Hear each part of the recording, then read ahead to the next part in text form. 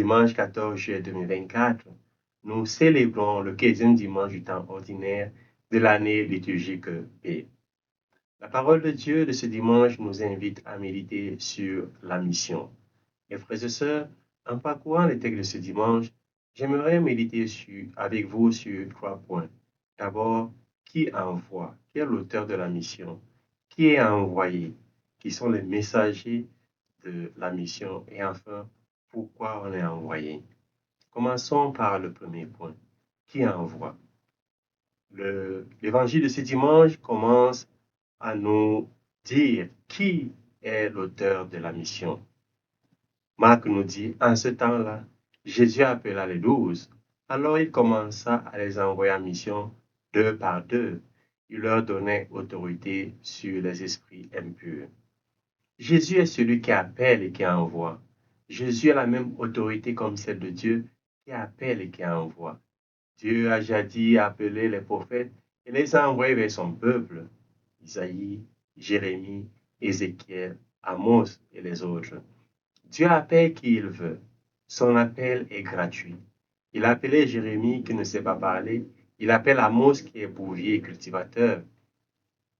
Amos n'est pas fils de prophète, mais Dieu appelle. Dieu appelle et il envoie qui il veut.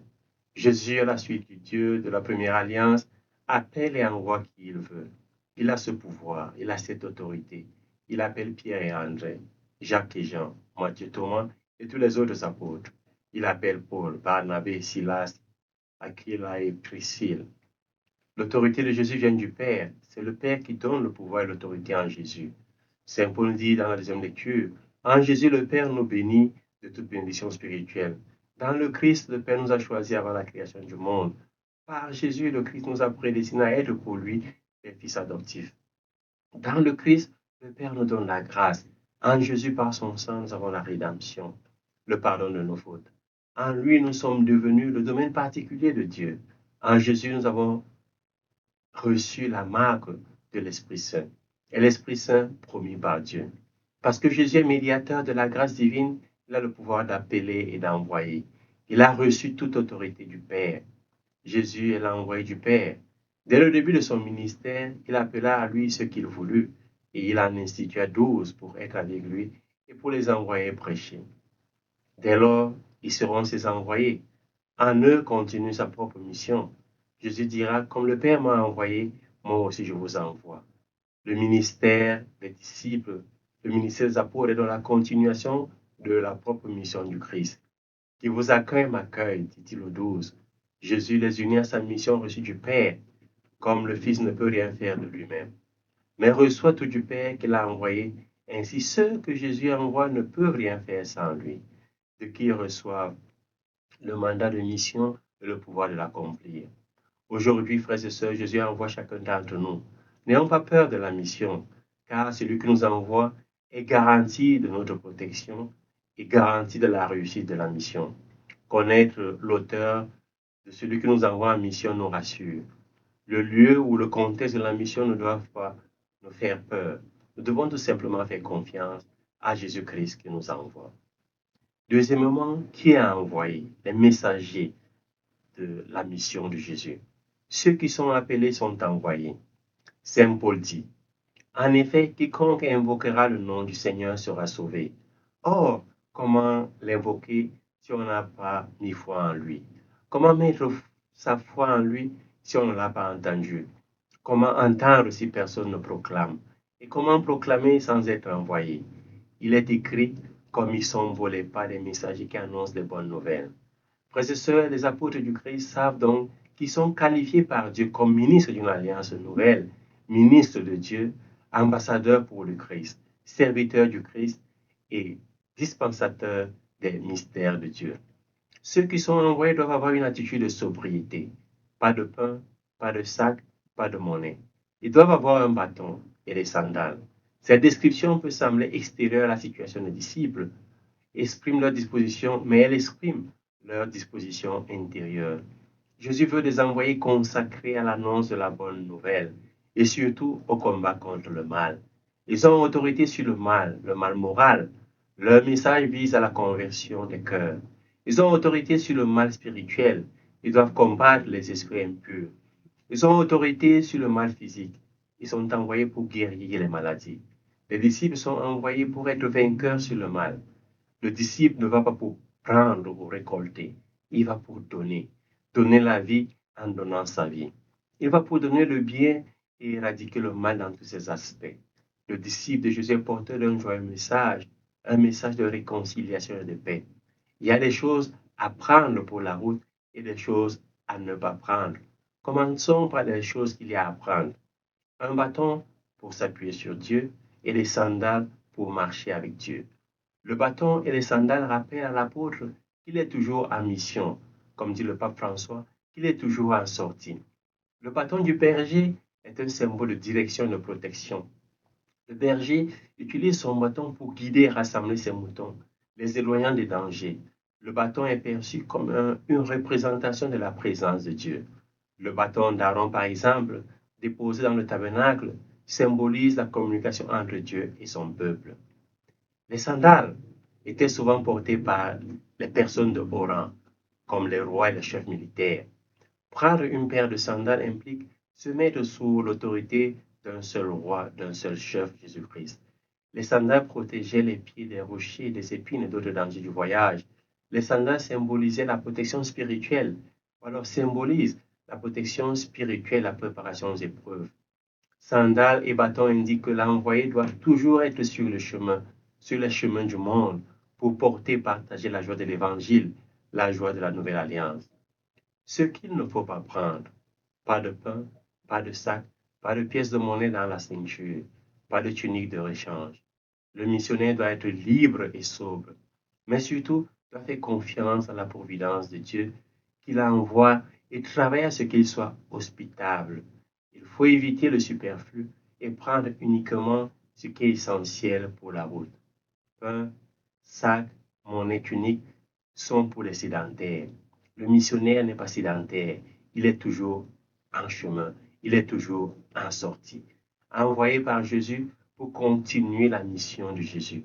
Chaque disciple reçoit cette mission le jour de son baptême et la renouvelle chaque jour.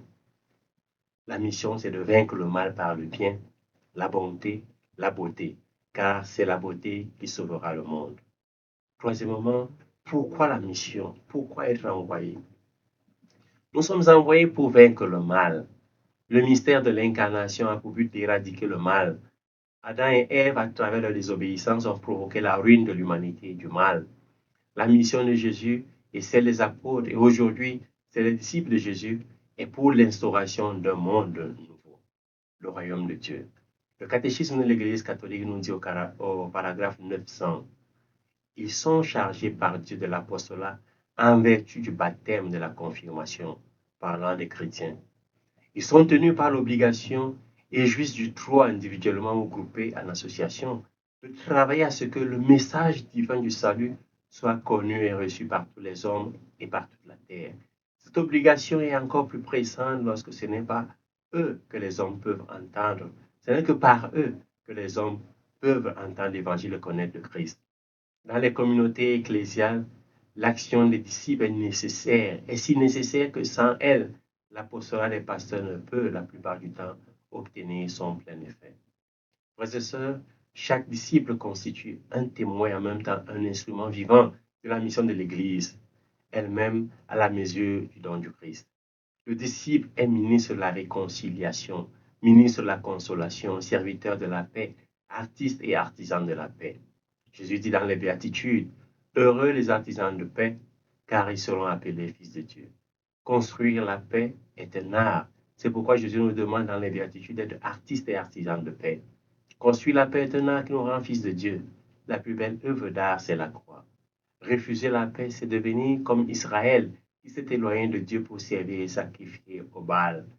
Le disciple n'est pas un destructeur, ne doit pas agir selon l'ardeur de sa colère, il est un artisan de la paix. Frères et sœurs, nous sommes envoyés pour faire resplendir la beauté du Créateur de la création, une beauté qui fait restaurer l'éclat originel de l'image de Dieu en nous, de l'image de la création que le péché a terni et que la mort a obscurci et dénaturé. La beauté sauvera le monde, nous dit Dostoïevski, parce qu'elle réveillera les bonnes âmes. Il n'y a qu'une seule chose au monde absolument belle, et c'est le Christ. Tous envoyés pour faire resplendir la vie de Jésus, la vie de Dieu. La beauté est la forme la plus parfaite de l'harmonie, et l'harmonie est la condition essentielle de la vie. Engageons nos frères et sœurs à faire rayonner cette beauté du salut dans les cœurs et dans toute l'humanité. Dans un petit village paisible, un jeune garçon nommé Timothée était un grand garçon, un jeune garçon curieux aimant l'aventure. Un jour, alors qu'il se promenait dans la forêt, Timothée tomba sur un groupe d'enfants qui se disputaient.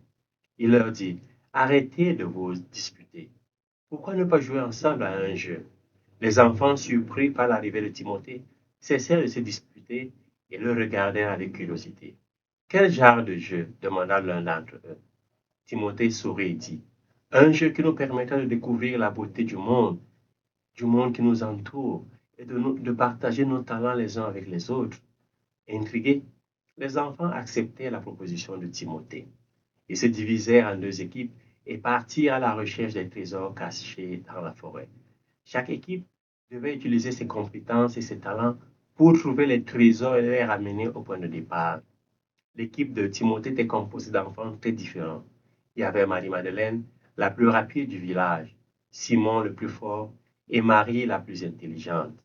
Ensemble, ils formaient une équipe redoutable. Grâce à la rapidité de Marie-Madeleine, ils furent les premiers à trouver le premier trésor, une magnifique fleur cachée au fond d'un ruisseau. Ensuite, grâce à la force de Simon, il réussit à escalader un grand rocher pour trouver le deuxième trésor, une pierre précieuse symbolisant la pureté et la sainteté. Enfin, grâce à l'intelligence de Marie, il déchiffrait une énigme qui les mena au troisième trésor, un coffre rempli de délicieux gâteaux et leur remplir de joie. 3 trésors, beauté, pureté et joie. Lorsque toutes les équipes furent revenues au point de départ, elles se rassemblaient pour partager leurs trésors et raconter leurs aventures. Ils avaient tellement rigolé et appris à se connaître qu'ils oublièrent complètement leur dispute du début de la journée. Timothée était content de voir que son jeu avait réussi à rassembler les enfants et à leur faire découvrir la beauté, la pureté du monde qui les entourait et la joie que le monde procurait.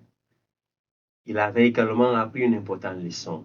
Il n'y a que l'amour et la solidarité qui font découvrir la beauté, la joie, la pureté de la vie.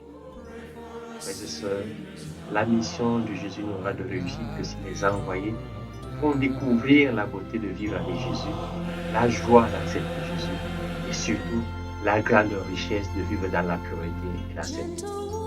La mission de Jésus vise à évangéliser, c'est-à-dire à partager notre foi avec les autres et à les aider à trouver la beauté, la joie, la pureté dans leur vie.